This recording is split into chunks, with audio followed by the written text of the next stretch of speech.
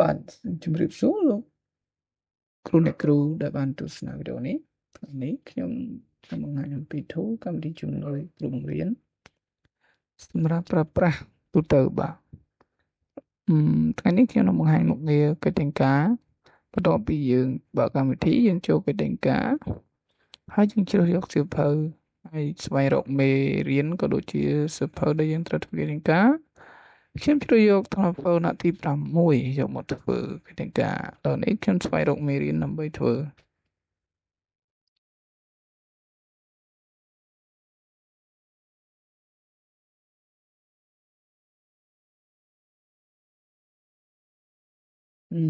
ខ្ញុំជ្រើសរើសមេរៀនកន្លែងនេះខ្ញុំចុច track 3ហើយខ្ញុំយក search with Google បាទហើយខ្ញុំអូសលើមេរៀនទាំងអស់បន្ទាប់មកខ្ញុំចុច copy ជារូបភាពដល់ខ្ញុំចុច copy ជារូបភាពហើយខ្ញុំនឹងអូសទៅកាន់កន្លែង wheel មួយដែលមានភ្ជាប់ឯកសារ Control V ទៅបាទតមកខ្ញុំសរសេរចំណងជើងគណិតវិទ្យាមេរៀនខ្ញុំស្វែងរកសិនមេរៀននៅតំណនេះចេះចិត្តឃើញ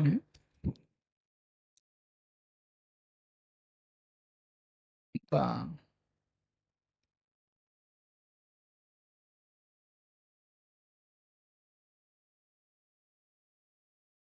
ាទគឺមេរៀនទី4ខ្ញុំមេរៀនទី4នេះមានចំណងជើងថាកន្លះបន្ទាត់ពុះមុំនិងសំណងមុំអញ្ចឹងខ្ញុំដាក់មកមេរៀនទី4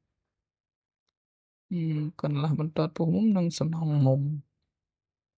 អញ្ចឹងកន្លែងនោះគ្រូត្រូវសរសេរ8ចំណុចហ្នឹងអស់បាទ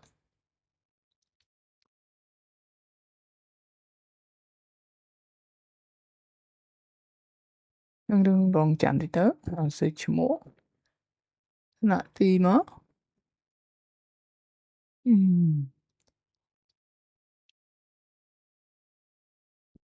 រយៈពេល40នាទីវិទ្យាគណិតអស់ហើយតែប៉ុណ្ណឹងជាងខ្ញុំចុចបង្កើតកិច្ចការរងចាំតិចទៅវានឹងបង្កើតឲ្យយើងឯង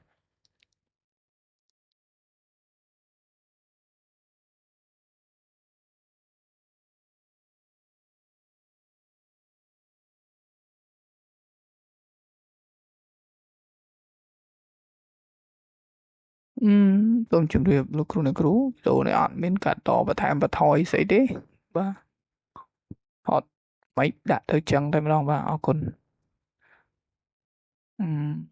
លោកគ្រូអ្នកគ្រូអាចចុចតាមដានក៏ដូចជា Subscribe ដើម្បីទទួលបានវីដេអូមានប្រយោជន៍ផ្សេងៗទៀតណាហើយដំណើរ link កម្មវិធីហ្នឹងខ្ញុំដាក់នៅខាងក្រោម description នៃវីដេអូនេះអញ្ចឹងលោកគ្រូអ្នកគ្រូចុចទៅប្រើទៅបាទ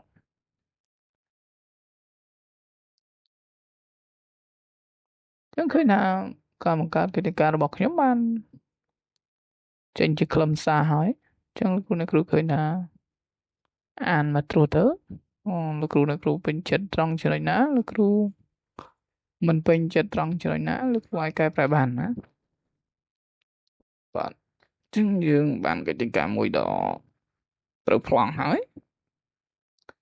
ឥឡូវនេះយើងចាប់ផ្ដើមទៅពិនិត្យនិងបង្កើត slide បង្រៀនវិញម្ដងគ្រូអ្នកគ្រូធ្លាប់បង្កើត slide ទេឥឡូវខ្ញុំចុចលើចំណុចនេះកន្លែងបង្កើតslide PPT-X ហ្នឹងចាពណ៌លឿងហ្នឹងទៅមកហ្នឹងវាចេញក្រហមអញ្ចឹងវាចេញក្រហមហ្នឹងអញ្ចឹងយើងអាចចុចវាម្ដងទៀតទៅបាទហើយរងចាំបន្តិចណាលោកគ្រូអ្នកគ្រូព្រោះអីការបង្កើត slide នេះវាទាមទាររៀងយូរដែរបាទអាចចន្លោះពី5នាទីណាយូរបំផុត5នាទីឯង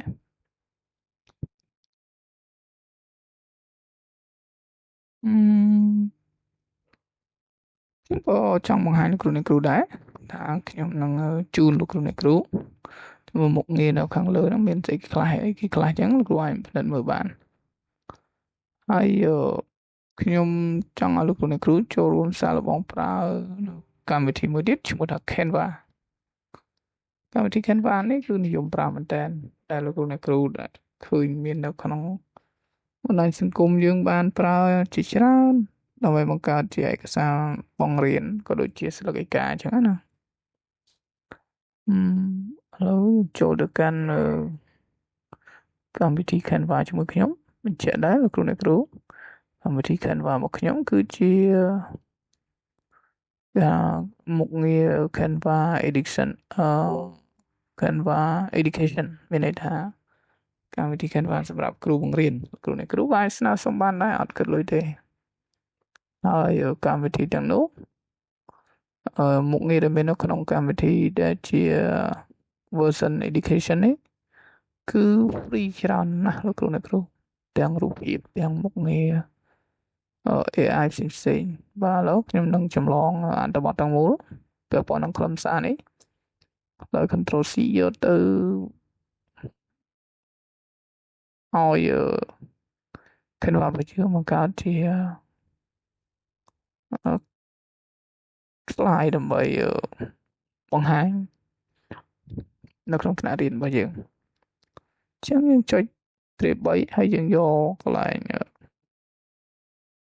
Canva AI មកបន្ទាប់មកយើងចុចយក design ហើយយក present ហើយយក education ហើយយក style ដែលយើងចង់បានបាទចុចសញ្ញាបូកឬក៏បំបាច់ក៏បានដែរលោកគ្រូប៉ុណ្ណឹងហើយចុច style ហើយយើងផាសខ្លឹមសាររបស់យើងចូលទៅបិទភ្ជាប់ទៅពេលដំណើរការហើយតាមពិតចំណេះដឹងនេះមានគេចែកម្លែកច្រើនណាស់លោកគ្រូអ្នកគ្រូតែខ្ញុំសូមបន្ថែមតិចទៅលោកគ្រូអ្នកគ្រូចាប់អារម្មណ៍លោកគ្រូអ្នកគ្រូអាចយកវាទៅប្រើទៅជាពិសេសការភ្ជាប់ Canva Education លោកគ្រូអ្នកគ្រូព្យាយាមភ្ជាប់ទៅបាទឥឡូវខ្ញុំក៏លេចទៅមើលការបង្កើត slide នៅក្នុងកម្មវិធីជំនួយគ្រូបង្រៀនរបស់យើងវិញម្ដងបាទឃើញមានរូបភាពកុមារអីផ្សេងៗជាច្រើនមានអីស្រស់ស្អាតដែរតើគ្រូអ្នកគ្រូ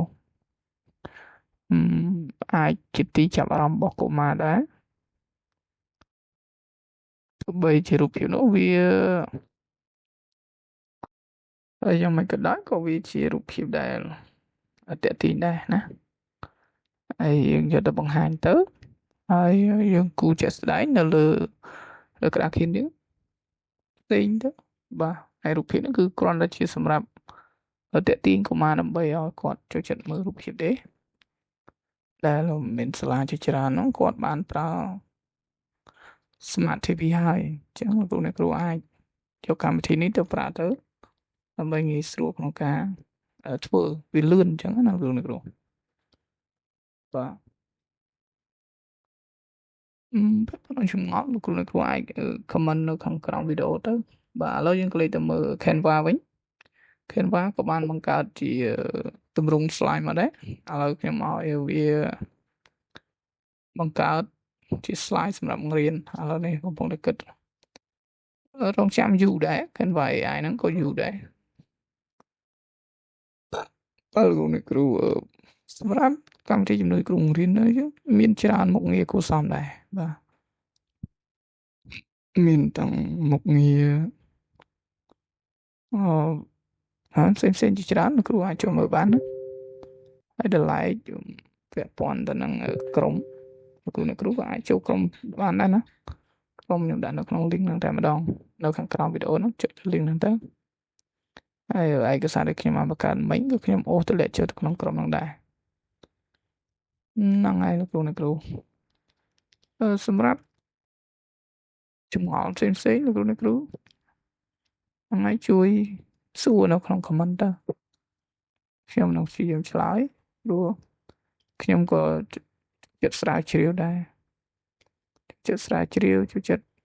សិក្សាពី AI ហើយច្បាស់ហ្នឹងខ្ញុំក៏បានប្រើប្រភេទ Gemini Pro បាទខ្ញុំក៏មានដែរពាក់ព័ន្ធនឹង Gemini Pro ខ្ញុំប្រើដែរហើយ ChatGPT Plus ក៏ប្រើដែរបាទសម្រាប់លោកគ្រូអ្នកគ្រូដែលចង់ប្រើដូចខ្ញុំនោះលោកគ្រូអ្នកគ្រូក៏អាចទំនាក់ទំនងតាម Telegram នៅខាងក្រោមហ្នឹងបាទខ្ញុំនឹងជួយប្រាប់ពីរបៀបនៃការភ្ជាប់Canva Education Gemini Pro ហើយនឹង ChatGPT Plus បាទសូមជូនពរលោកគ្រូអ្នកគ្រូទទួលបានជោគជ័យក្នុងការបង្កើត slide សម្រាប់បង្រៀនកូនសិស្សហើយជូនពរឲ្យជោគជ័យនៅក្នុងអាជីពដែលជាគ្រូបង្រៀនទាំងអស់គ្នាបាទសូមអរគុណ